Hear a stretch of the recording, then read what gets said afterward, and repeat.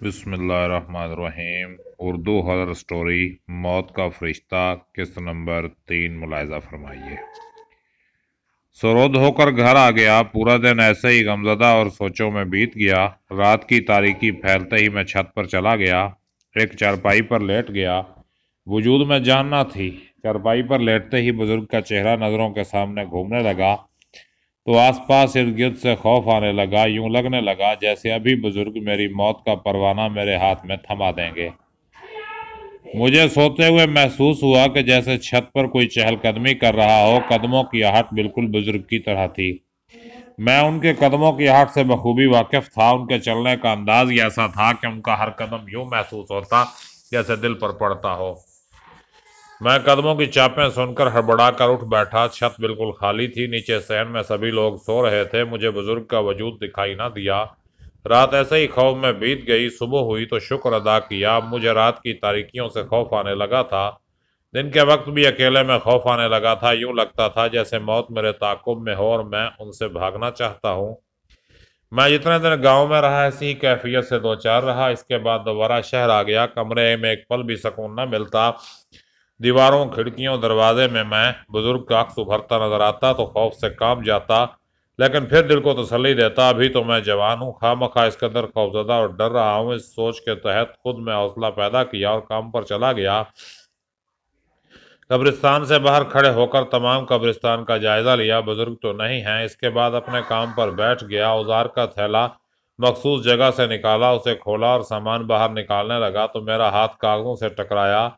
दिल को एक झटका लगा। पूरा वजूद लर्जा, लेकिन जब हाथ बाहर निकला तो हाथ में नोट थे, बिल्कुल नए नोट। बुजुर्ग की बात मुझे याद आ गई। तुम नाम लिखो, पैसे यहाँ से मिल जाएंगे।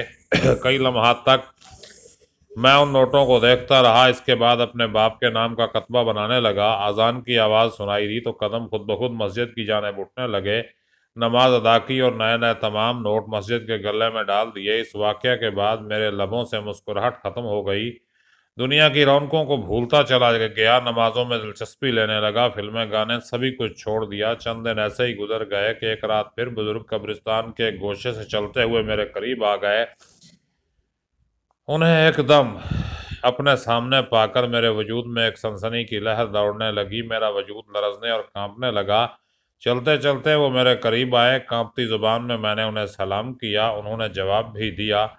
इसके बाद एक नाम मेरे हाथ में पकड़ा कर चल दिए। एक दफ़ा फिर मेरा दिल लरजने लगा, कहीं यह नाम मेरा या मेरे घर वालों का ना हो। उसे खोलने की हिम्मत न रही, लेकिन फिर हिम्मत करना पड़ी। नाम अनजान सा था, लेकिन मौत की तारीख 2 दिन बाद की थी। दूसरे दिन बुजुर्ग के दिए हुए नाम का कतबा तैयार करके एक जगह छुपा दिया कि कहीं के देख सकूं इसमें कहाँ तक हकीकत है। 2 दिन गुजरने के बावजूद भी कोई जनाजा कब्रिस्तान में ना आया, लेकिन सोच आई ये नाम गलत दिया गया है। न जाने क्यों दिल को सुकून सा नसीब होने लगा। मैंने महसूस किया बुजुर्ग की हर बात दुरुस्त नहीं है। अगर दुरुस्त होती तो कब्रिस्तान में जनाजा आता। मैं आज पुरसकून बैठा था। दिल की धड़कनें भी मामूल पर थीं और चेहरे पर मौत की वहशत भी न थी। लेकिन तीसरे दिन एक गाड़ी मेरे करीब आकर रुकी।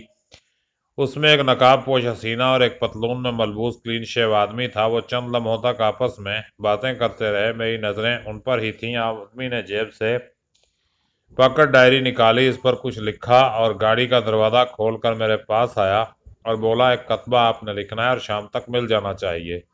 मिल जाएगा, मैंने कहा तो उसने कागज़ मेरे हाथ में पकड़ा दिया। कागज़ हाथ में पकड़ते ही एक झटका मुझे लगा। जिस्म लर्जा।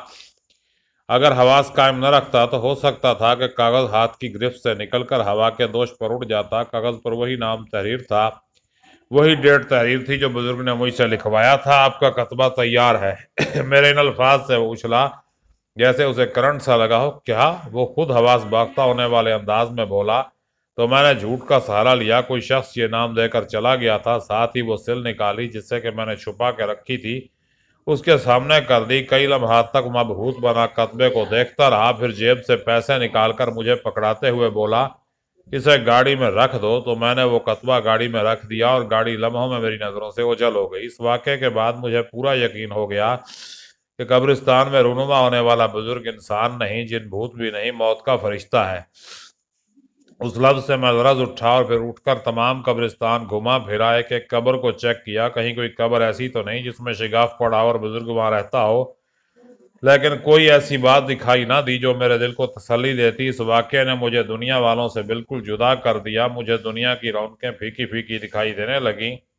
लोगों को मुस्कुराता कह कह लगाता देखता तो चीखने को जी चाहता कि मुस्कुराने वालों, कह कह लगाने वालों, अपनी मौत को याद करो जो किसी वक्त किसी लम्हा भी तुम्हें पकड़ सकती है।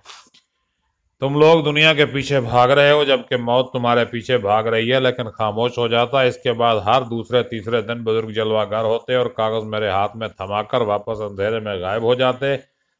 मुझे उनसे खौफ ना आता था, अपने अपने दिखाई देने लगे थे, ऐसे जैसे उनसे मेरा पुराना नाता रिश्ता ताल्लुक हो। कई बार कोशिश की कि इनके बारे में मालूम करूं, लेकिन उन्होंने कभी मुझसे तवील बात ना की। वक्त गुजरता गया। एक रात वो हस्बे मामूल आए और मेरे हाथ में कागज पकड़ा दिया। कागज हाथ में पकड़े हुए मैं उन्हें जाता देखता रहा। जब वो चले गए तो कागज खोला तो खुद को जमीन में धंसता महसूस किया, ऐसे जैसे जमीन फट रही हो, इसमें दरारें पड़ रही हों।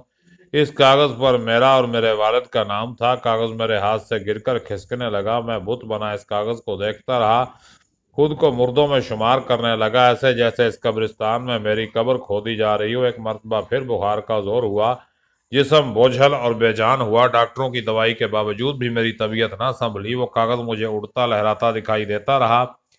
कई दिन तक मैं बिस्तर मर्ग पर पड़ा रहा। एक रात बुजुर्ग मेरे कमरे में चले आए। उन्हें देखते ही एक भयानक चीख मेरे मुंह से गूंजने ही वाली थी कि उन्होंने अपने हाथों का दबाव मेरे होठों पर डाल दिया। मेरी आवाज हलक में दब कर रह गई। मैंने महसूस किया उनका हाथ नरम ना था, सख्त था, किसी चट्टान की मानन। सुबह कब्रिस्तान आना, कई नाम उधर रख दिए हैं, उन्होंने भारी सी आवाज में कहा, और कमरे से बाहर निकलते ही न जाने कहाँ चले गए। मैं रात भर सोया नहीं। मौत के खौफ ने मुझसे मेरी नींदें छीन ली थी। मरने से पहले ही मैं मर चुका था। दूसरे दिन कब्रिस्तान आया तो चंद एक नाम मुझे एक जगह पड़े मिले। उन नामों की तस्दीक उस वक्त हुई जब कोई गाड़ी पर, कोई मोटरसाइकिल पर और कोई रिक्शा से उतरकर मुझे पकड़ाता रहा। मैं उन नामों को पास पड़ी पर्चियों से मिलाता तो वही सब कुछ लिखा हुआ पाता जो मेरे पास पहले से मौजूद था। न जाने क्यों मुझे अपनी सांसों में हर लम्हा खिंचाव सा महसूस होने लगा था। ऐसा लगता था जैसे कोई अनजानी ताकत मेरी सांसों को खींच रही है, मुझे मौत की जाने मुसलसल धकेल रही है। हर वक्त हर लम्हा मौत का साया अपने करीब पाता। जो नाम मुझे मिले थे मैंने लिख दिए, फिर अपना नाम भी एक सिल पर तराशने लगा। ये कोई नहीं जानता कि अपना नाम लिखते वक्त मेरी कैसी हालत थी, लेकिन एक तसल्ली थी कि मौत की डेट नहीं थी, उस पर सिर्फ मेरा और मेरे वालिद का नाम था। इस तसल्ली के तहत हाथ पांव चलते रहते थे। कुछ दिन गुजर गए कि बुजुर्ग मेरे पास आए। आज उनके हाथ में कोई कागज न था। मुझे लगता था कि वैसे ही चहलकदमी कर रहे थे। कई लम्हात तक तो मैं भी उन्हें देखता रहा। जब वो वापस मुड़ने लगे तो मैं भी उनके ताकों में उनके पीछे चलने लगा कि वो यकदम रुके। यूं ही मुड़कर देखा तो मैं जैसे बेहोश सा हो गया। उनकी आंखों में ऐसी तपिश थी कि जिसे बर्दाश्त करना मामूली काम न था। आज पहली मर्तबा उन्हें इस कदर गुस्से में देखा था। मुझे अपनी गलती का एहसास शिद्दत से हुआ कि मुझे उनका ताक़ुब नहीं करना चाहिए था, लेकिन दिमाग की सोच से मैंने होठों को जुम्बिश दी और बिखरे लफ्ज़ों से कहा, मेरी मौत की तारीख मुझे बता दें। एक कुरख्त आवाज़ मुझे सुनाई दी, मैं खुद लिख दूंगा। इसके बाद वो चल दिए और दूर अंधेरे में कहीं रूपोश हो गए। तो दोस्तों, ये कहानी आपको कैसी लगी कमेंट करके बताइएगा। वीडियो को लाइक और शेयर करें और मेरा चैनल सब्सक्राइब कर दें, और अगली किस्त इंशाअल्लाह कल अपलोड कर दी जाएगी। अपना ख्याल रखिएगा। अल्लाह हाफिज़।